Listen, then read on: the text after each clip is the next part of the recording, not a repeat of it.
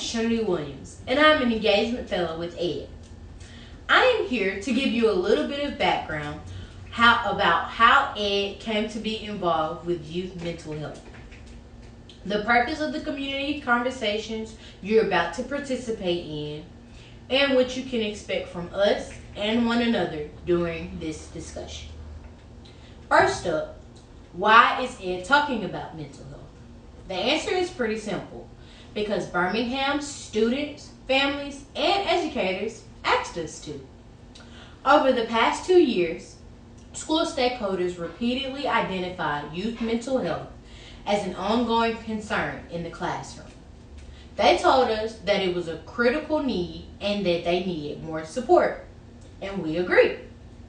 Now, what does mental health actually mean?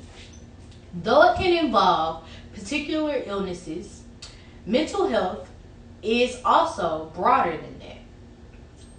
It has to do with social, emotional, and psychological well-being.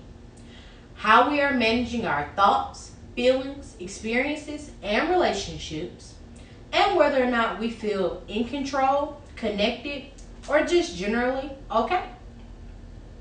And that's where our K through 12 students seem to be struggling, and why families and students were sounding the alarm. Now, knowing that youth mental health is a community priority, ED set out to educate ourselves on this issue. We spent the first half of this year researching and writing a report on the scope of school-based mental health issues both across our state and our city. We talked with government representatives, leaders of community organizations, and school district staff to learn about both current challenges and current efforts to do more for our kids.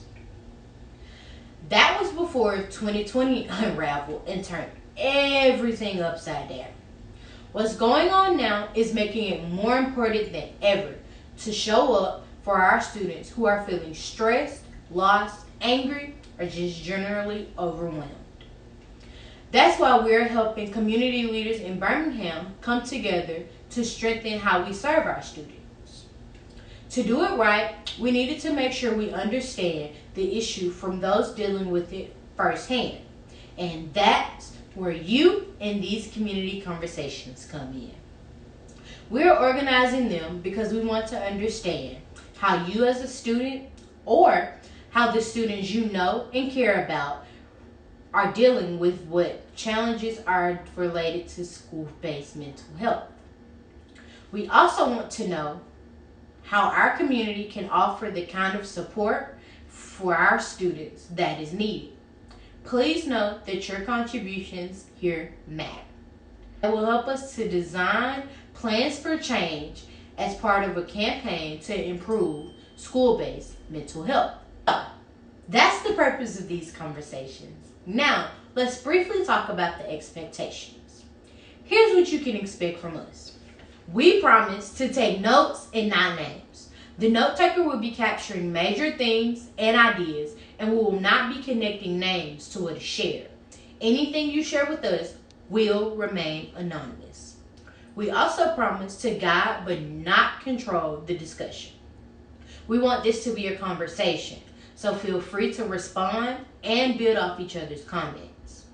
We also promise to respect your time. We commit to finishing this session 1 hour from now.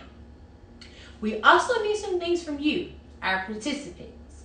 We ask for you to please be curious and courteous.